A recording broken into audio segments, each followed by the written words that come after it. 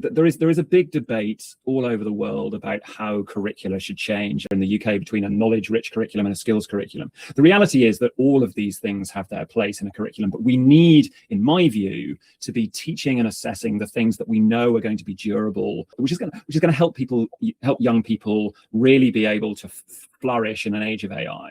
So things like collaboration, communication, critical thinking, problem solving, all of those things, creativity. So really thinking about those skills, frankly, not only in our school systems, but in universities, indeed in our workplaces, is super important.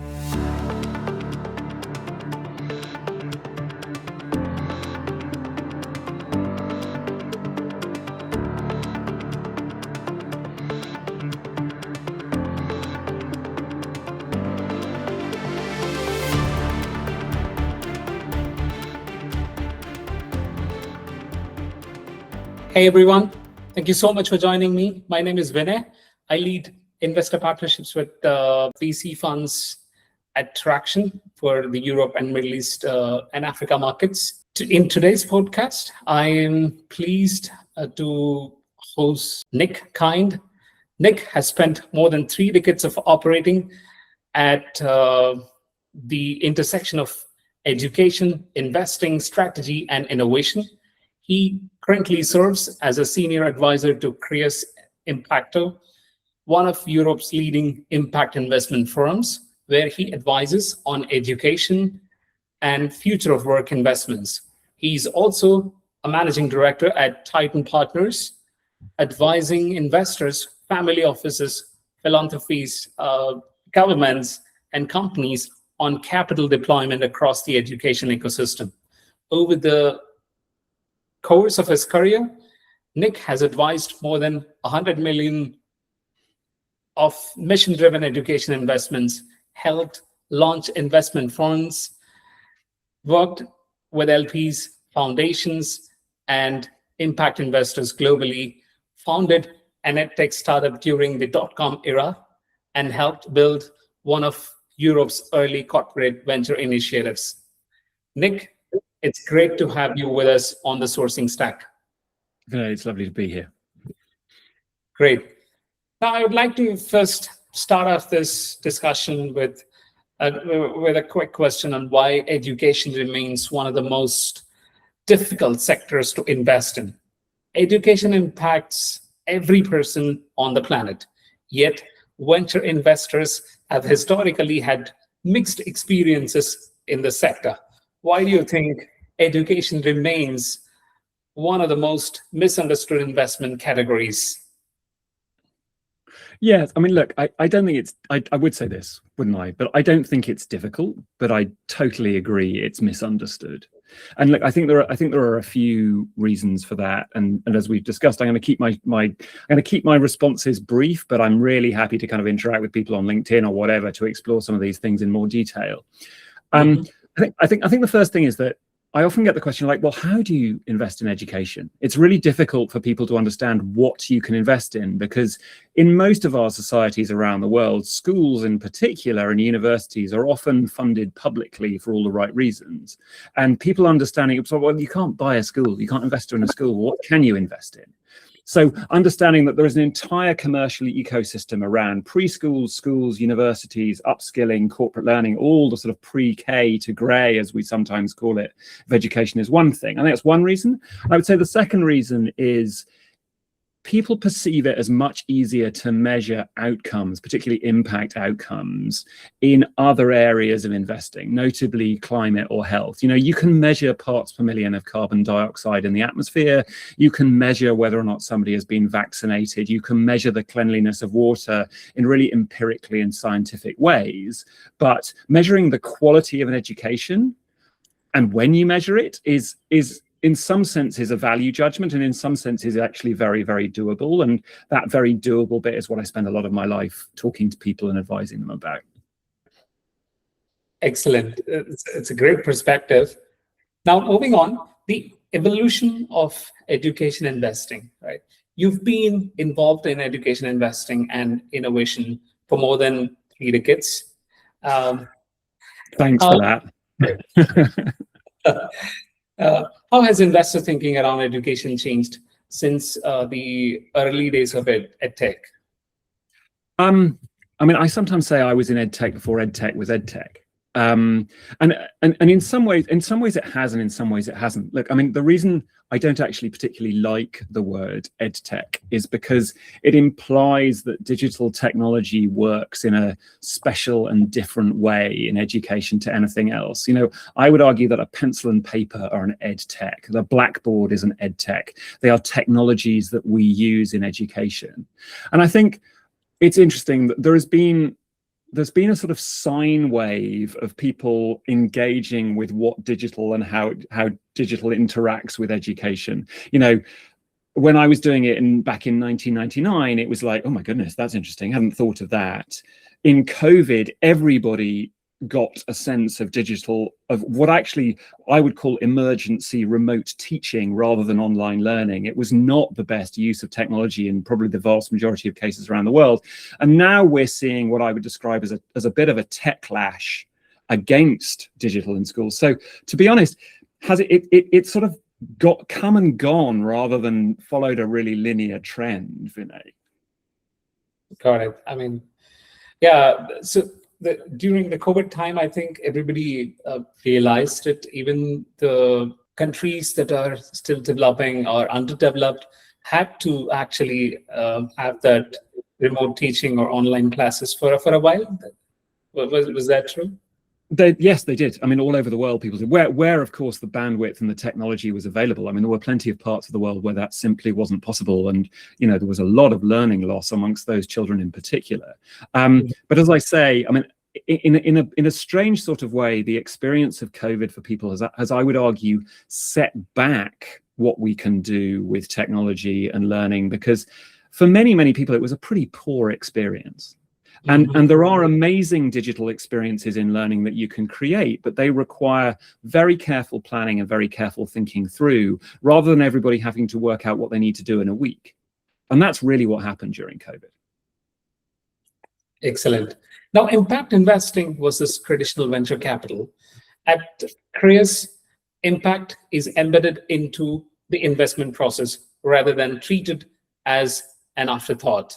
Absolutely. Do you believe impact investing is fundamentally changing how capital gets allocated, or it is still largely a niche within private markets?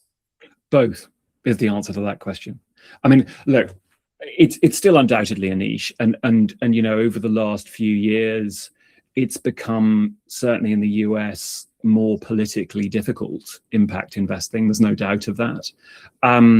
So it is still a niche. Nevertheless, it is starting to change in the ways in which capital is being deployed. We've seen some really significant, you know, even in my relatively small part of the market, and I often view education in the future of work as a bit of the Cinderella, if you like, of impact investing, with climate and health being the much bigger brothers of us certainly in terms of capital deployed. But we're seeing some really interesting things start to happen. There was an announcement from the Lego Foundation just in the last few weeks about deploying 100 million into a fund in the US, for example. And we're starting to see people take it seriously. But nevertheless, you know, we need more of it, would be my view. Great. It's interesting to see that you see impact investing as both growing and still somewhat niche. Yes. Great. Now, moving on, measuring outcomes in education. In software investing, success is often measured through growth metrics. In education, outcomes take years to materialize. How should investors think about measuring impact and effectiveness in learning businesses? So sometimes in education, outcomes don't take years to materialize. You can actually make a difference to a child's mathematics scores relatively quickly, you know, within months. So I think, but having really, to your point though, having really good evidence about what interventions work over time in education does take time. And there are two things I would say. Look, first of all, if you're a venture capital investor in education, you're still looking for growth. You're still applying often many of the same metrics as any other venture capital firm around the world. I'm not saying growth is a bad thing, and we absolutely look for it at Creas, just to be clear. But to the other side of your point, the useful way I think of addressing this issue is thinking about standards of evidence.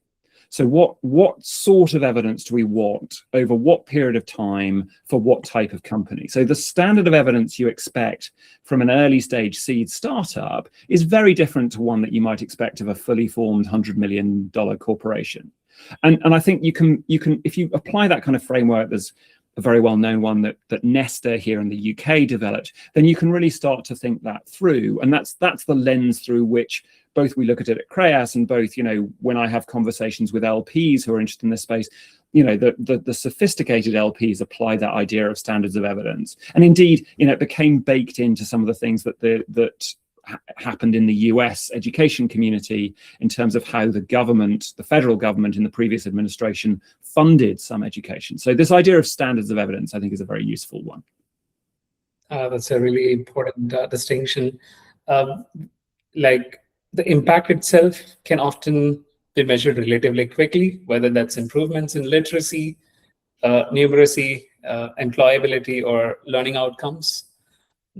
But venture investors are ultimately investing in businesses, so they need to look at the growth that probably translates into money, or probably growth of that portfolio company, the traction, the number of clients they acquire. And I think one of the things that we as part of our process, we agree at Creas, we agree impact metrics with our portfolio companies, and we get measured on them as well as them by our investors. The best of those, if we can possibly find them, are those impact metrics which are aligned with financial metrics. So if there are impact metrics which are aligned with revenue, so the number of teachers that are really actively engaged with a platform, for example, which means that they're using it or they're actually paying for it, those types of metrics are really helpful ones. Got it. Now, Nick, the future of work is changing faster than education. AI is transforming jobs, workflows, and entire industries. Do you think our education systems are adapting quickly enough to prepare people for the future of work? No, is the straight answer to that question. And look, I bore people about this regularly, Vinay. Sometimes I describe this as, and look, there is a big debate all over the world about how curricula should change, and there are debates about, which I think are somewhat sterile debates, frankly, for example, here in the UK, between a knowledge-rich curriculum and a skills curriculum. The reality is that all of these things have their place in a curriculum, but we need, in my view, to be teaching and assessing the things that we know are going to be durable, and which is going to help young people really be able to flourish in an age of AI. So yes, of course, we need, maths, science, English, the humanities, all of, drama, music, all of those things that we have traditionally taught. But we need to also focus on valuing skills that we do sometimes teach, but we often don't assess. So things like collaboration, communication, critical thinking, problem solving, all of those things, creativity, that are relatively difficult to assess, but are accessible. And there's a bit of a myth that they're not accessible. I think it's absolutely the case that they are accessible if you spend the time. So really thinking about those skills, frankly, not only in our school systems, but in universities, indeed in our workplaces, is super important. Got it. Now, Nick, the most overlooked opportunity in learning. When investors think about education, they often focus on schools, universities, or consumer learning apps. Where do you think the most overlooked investment opportunities exist today? Oh, there are lots. I mean, the most looked at opportunity, which has yet fully to flourish, by the way, is AI in learning. Everybody is looking at it, and we are at the earliest stages of understanding how AI plays well in learning environments, and also, frankly, where it plays badly, and it does play badly in certain situations. Where do I think we should be really thinking about focusing? Where do I think it's overlooked underlooked, to use your expression, from an impact point of view? It's in some of the very technical skills that we're going to need for the 21st century. So not only the ones I was just talking about in terms of what we sometimes call the 4 Cs, or power skills or durable skills, but also very specific skills around things like green technology, around things that we need to adapt to the new world that we're moving into, both in terms of a circular or regenerative economy, how we teach more about how we deal with healthcare in the AI world. Where are the places where we don't have jobs and we need to build jobs, and we know jobs are going to exist? Those are the places where I would be looking. We're seeing some of that investment, but we're not, in my view, seeing enough. And I think it should be, over time, a really big opportunity. Understood. It feels like we're still in the very early innings of understanding AI's role in education. Now moving on, AI's impact on education. Every education startup now claims to be an AI company. Where do you AI creating genuine value in learning, and where do you think the market may be overestimating the opportunity? Oh, that's a big question to answer right now. The reality is we don't actually know the answers to any of those questions right now. Unfortunately, the only thing we do know is where AI can be harmful, because to return to my earlier comment, the standards of evidence that you need to know AI is harmful are by necessity very low. So if a child gets harmed by an AI, that's one child too many. If a single child gets harmed by an AI, it's one child too many. And we know there have been cases where that has been the case. So where it really can make a difference is still very, very early and fundamentally unproven. But we're starting to see some early indications in things like online mathematics tutoring, in making teachers' workflows more efficient, particularly around what might be described as back-end admin in the school. The great promise of education technology, and this has been going on for hundreds of years, this promise, is the idea of personalization, so that you really find a student at exactly the right point in their learning and deliver them exactly the right thing they need to make progress. That's complicated because learning is a social process, so it doesn't always need to come from a computer. You've got to think very carefully about that. And education is about relationships and agency and a whole bunch of other things.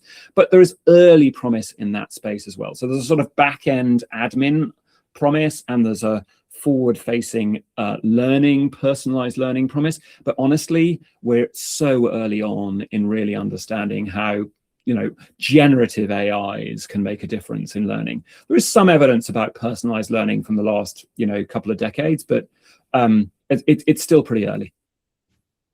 That's a refreshingly honest perspective, I must admit. Now, moving on to the next question, Europe versus the US in education innovation. Yeah. You've worked across multiple markets and ecosystems. What difference do you see between Europe and the US when it comes to building and scaling education companies? I mean, look, it's in a way, it's an unfair question on Europe, because the US market for education, both, at every level, is just much, much bigger. And it's more homogeneous, although, in many ways, the US is 50 different education markets, one in each state, certainly in what we would call K-12, so school level. But the US market is richer and bigger, and also has the activities of very major philanthropic foundations and funders who play in a very different way in the US to the way they play in Europe. So, the site of innovation has traditionally been in the US, although we've seen some really great examples of of European companies. There's a company called Sana Labs, which was sold for over €1 billion to Workday just earlier this year, which was a brilliant European innovator. So it's, and I think that there are potentially really exciting things coming out of sub-Saharan Africa or South Asia, as well as obviously as China and the Far East. So it's not like innovation is confined to the US, but it's often the place where it takes root and gets funded because the capital pools are deeper, the market is bigger. There's just a lot more money around, frankly. That's a very clear distinction. The US benefits from a uniquely large and relatively homogeneous education market, deeper pools of capital, as you said, and long tradition of philanthropic funding supporting in innovation learning. Europe, exactly. I think, by contrast, is often more fragmented across languages, curricular regulations, and purchasing structures. That's right, and is traditionally, I think, a little bit more conservative. Sometimes in ways that I think many people would feel are important. So, for example, data privacy is arguably taken more seriously on my side of the Atlantic, and there are things like that. Germany particularly has been very focused on that for historical reasons. So there are other things which make it relatively a little bit more difficult to innovate in Europe, although I wouldn't be down on it. There are lots of interesting people doing lots of interesting things across our continent. Got it. Now, what investors get wrong about human capital? Most investors spend enormous amount of time evaluating technology and markets. Do investors spend enough time thinking about human development, workforce skills, and lifelong learning?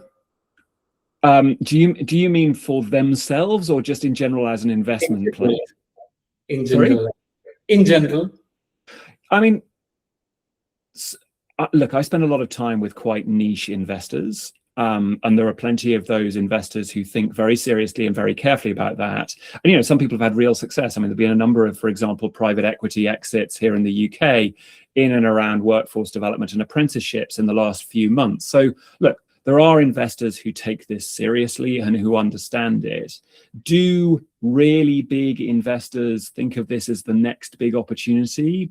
Not in my experience. Should they? Well, I certainly think that they should take a look at it, yes. Because I think, we can't adapt to the age of AI in a way where our society's stability is going to be preserved unless we think very, very seriously about how we upskill our people and we reskill our people. And without doing that, I think that frankly, I think we're going to be in trouble. So I think it needs to become a place where we invest a great deal more. Interesting.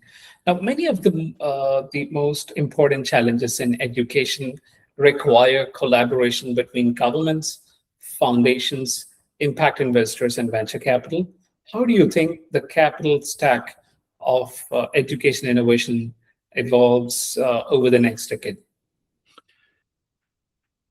It's really changing because of AI and what's happening in AI. Not least because the hyperscalers are viewing education as a really crucial market for them. And they're looking at doing national level initiatives and indeed sales of their tools into governments with education as a very strong part of what they're doing. It's already happening in places like Estonia and Iceland and elsewhere. And I think that's going to require the national education ecosystems across that capital stack, across all of those stakeholders, to think very, very carefully about what they want their markets to look like. Ultimately, particularly in school level markets, particularly in instructional materials, but also elsewhere, governments have the ability to design markets. They are ultimately the purchaser here, directly or indirectly. The money is coming from the government into those schools, with the small exception of private schools. So those governments can decide what they want to incentivize in those markets, where they want investment to happen, where they want to stimulate innovation, and all of those things. And I think what we need to see is governments being very intentional about the markets that they're designing in education, to make sure that they get what they want out of it and it aligns with the culture and values of the particular place where they are. Great. Now, coming to the end of this discussion, like you've spent your career thinking about education, workforce development, and impact. What gives you the most optimism about the next generation of learners and builders? Oh, just their creativity and excitement, and particularly, look, I've just like every other investor in the world, I've been playing around with Claude Code recently, and the ability to create extraordinary things fast with that technology can only be really great for education and learning and upskilling once we really understand how to use these things, and once the learning science and the evidence are in place. The ability to create things quickly and cheaply, even for small niche markets and small niche subjects, is super exciting. That's where I get excited. Great. Nick, thank you for joining us on the Sourcing Stack. Today's conversation reminded us that the future of education is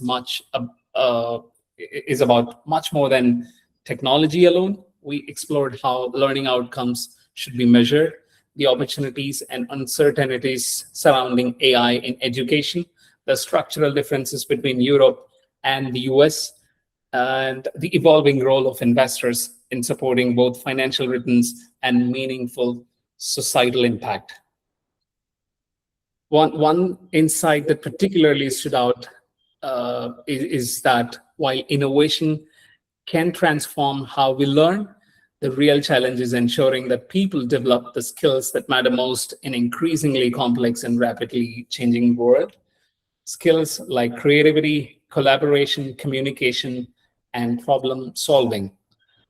As education, work, and technology continue to converge, the most important question may not be what we can teach with technology, but how we prepare people to thrive alongside it. Nick, thank you for sharing your experience and perspective, and thank you to everyone for listening. We will see you in the next podcast with another VC fund. Thank you so much for joining us. Thank you, Nick. Pleasure. Nice to see you.